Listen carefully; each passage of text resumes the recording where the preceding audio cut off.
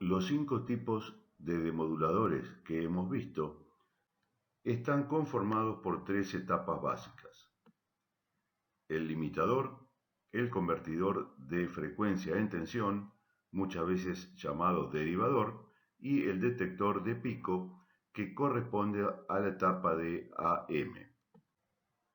Analicemos la necesidad de usar un limitador.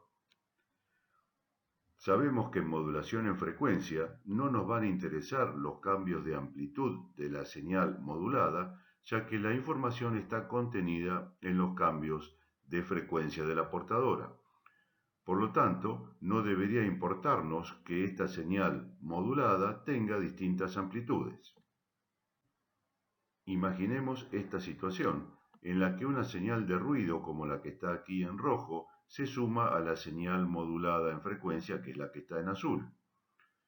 Al ocurrir esto, el receptor, que está midiendo los tiempos transcurridos entre los picos de señal para de esa manera calcular la frecuencia a la que se está modificando la portadora, al llegar a este punto va a medir el tiempo transcurrido entre este pico y este nuevo pico, entre este y este nuevo, y entre este y el siguiente, de manera que las mediciones de frecuencia en este intervalo van a ser incorrectas debido a la aparición de esta señal de ruido indicada en rojo.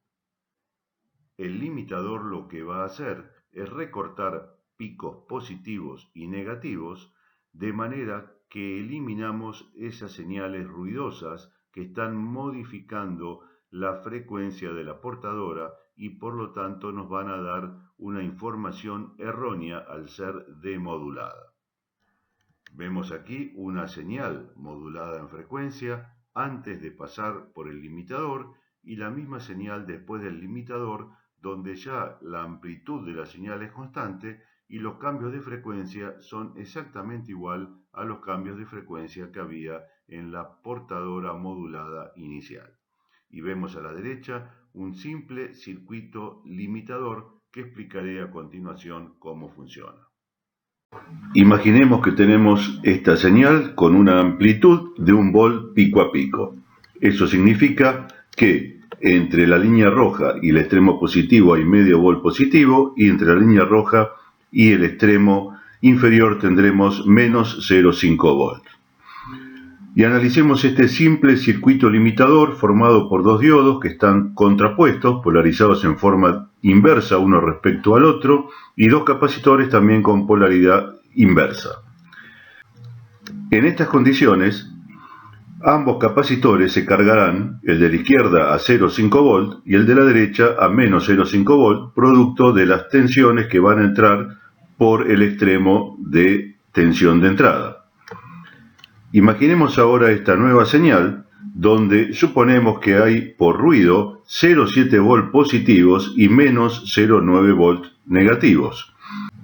La diferencia de tensión entre los 0,7 volt y los 0,5 volt y entre los menos 0,9 y los menos 0,5 con que está cargado cada capacitor hará que los picos positivos puedan pasar a través de este diodo y cargar este capacitor a 0,7 volt, mientras que los picos negativos pasarán por el segundo diodo y lo cargarán a menos 0,9 volt al capacitor que está conectado en serie. De esa manera se limita la tensión a los 0,5 volt, recortando todos los picos que lo superen.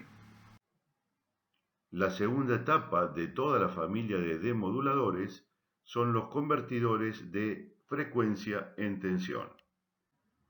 La idea justamente es transformar la señal de frecuencia modulada en una señal de amplitud modulada, y para eso tenemos que hacer que los cambios de frecuencia que tiene la portadora se transformen, se conviertan en cambios de amplitud, es decir, pasaremos de frecuencia modulada a amplitud modulada.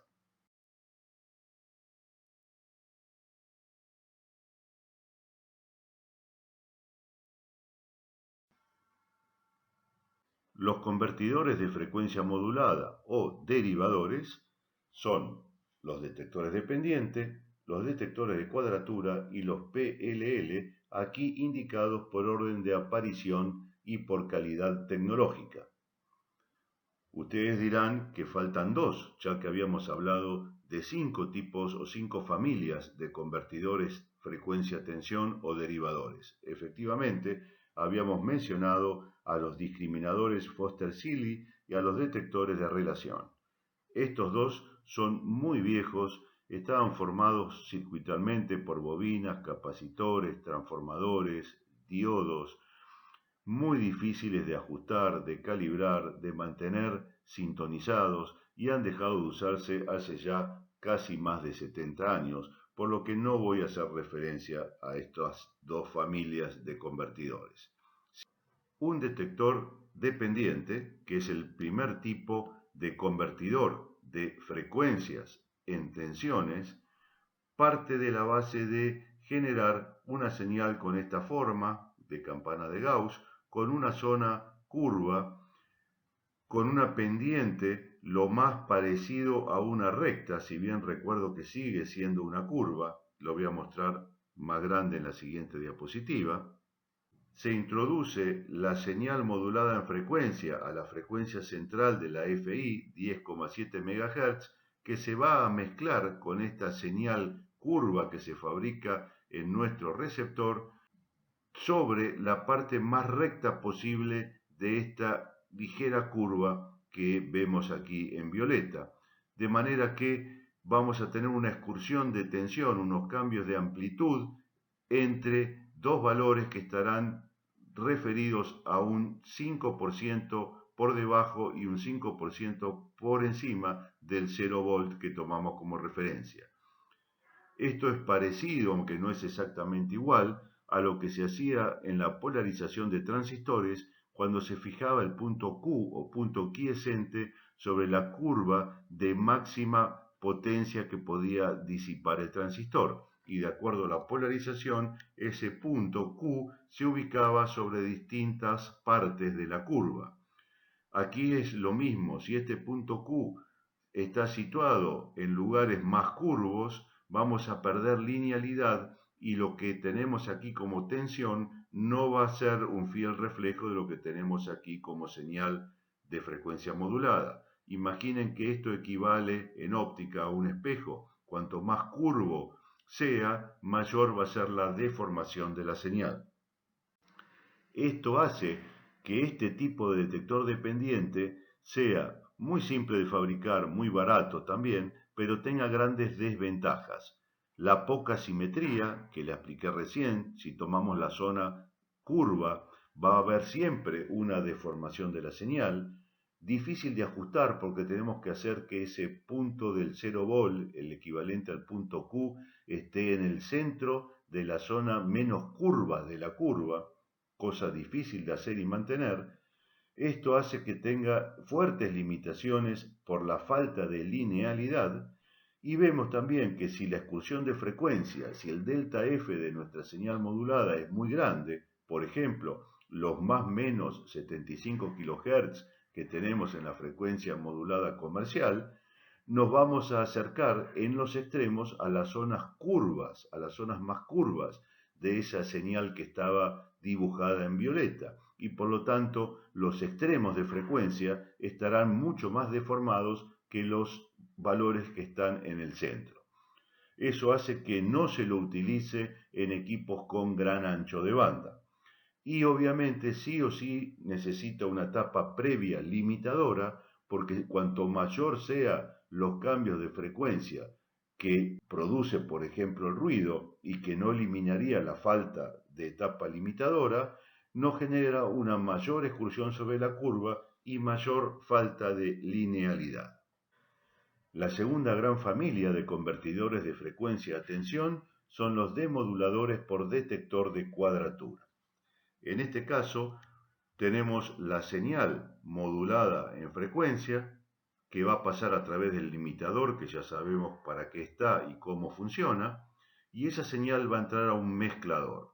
Sabemos que un mezclador necesita como mínimo dos entradas para hacer la heterodinación o mezcla entre esas dos entradas. La segunda entrada va a ser la misma señal de frecuencia modulada pasada por el limitador, pero que va a pasar a través de un circuito que va a producir un desfasaje de 90 grados, es decir, un retardo o retraso en la señal, y va a mezclarla con la misma señal sin retrasar. Este circuito normalmente se hace al día de hoy con circuitos amplificadores operacionales que, conectados con capacitores y resistencias, producen a la salida la derivada de la función de entrada. Vimos en clases anteriores que los circuitos amplificadores operacionales sirven para hacer muchas cosas: sumar señales, restar señales, amplificar señales, invertir señales, y también sirven para tener a la salida la derivada de la señal de entrada o la integral de la señal de entrada. En estos dos últimos casos, en lugar de agregar resistencias externas, van a ver que los fabricantes en sus hojas de datos indican el agregado generalmente de capacitores. Si recuerdan que la derivada de la función seno es la función coseno, vemos que este circuito lo que va a hacer es ingresar una misma señal corrida en el tiempo. Aquí entra la función seno y aquí entra la función coseno de la misma señal. Sabemos también que la mezcla o heterodinación de dos señales senoidales nos va a dar una salida con tres señales. Una que equivale a la portadora, en este caso sería la señal de frecuencia modulada original; una que corresponde a la banda lateral superior, en este caso corresponde a la señal de frecuencia modulada original más la señal de frecuencia modulada desfasada 90 grados, y una señal que corresponde a la banda lateral inferior, que en este caso es la frecuencia modulada original menos la misma señal desfasada 90 grados. Esas tres señales pasan a través de un filtro. En este caso vemos que está indicado que es un filtro pasabajos, ya que va a eliminar la banda lateral superior y la frecuencia central o de portadora, y nos va a dejar pasar la resta de la señal modulada en frecuencia con la señal modulada en frecuencia desfasada 90 grados. Vemos aquí a la derecha las distintas señales. Tenemos la señal original, la misma señal desfasada corrida a 90 grados, función seno, función coseno. Esto en azul es la salida de la mezcla. Fíjense que al entrar dos señales a un mezclador, lo que sale es una señal modulada en amplitud, como vimos en AM, y esa señal modulada en amplitud tiene aquí arriba la banda lateral superior, cuyas amplitudes siguen la forma de la señal de información, y aquí tenemos lo mismo en la banda lateral inferior, cuyas amplitudes siguen la forma de la señal moduladora. Esa señal moduladora que está aquí en rojo es lo que va a salir a través del filtro pasabajos. Esta señal después llegará al demodulador, donde lo que va a ocurrir es bajar de tensión. Simplemente esto está por encima de los 0 volts, y lo que va a hacer el detector finalmente con el diodo y el capacitor es que esta línea que estoy indicando acá corresponda a los 0 volts y tengamos picos positivos, 0 volts y picos negativos. La matemática del detector de cuadratura es bastante compleja y hace uso del concepto de mezclar una señal senoidal con una señal cosenoidal. Les dejo aquí las ecuaciones, no voy a explicarlas porque son muy largas, no hace falta que las sepan. De cualquier manera, en material didáctico les voy a poner los links para que tengan acceso al desarrollo matemático para el que le interese seguirlo.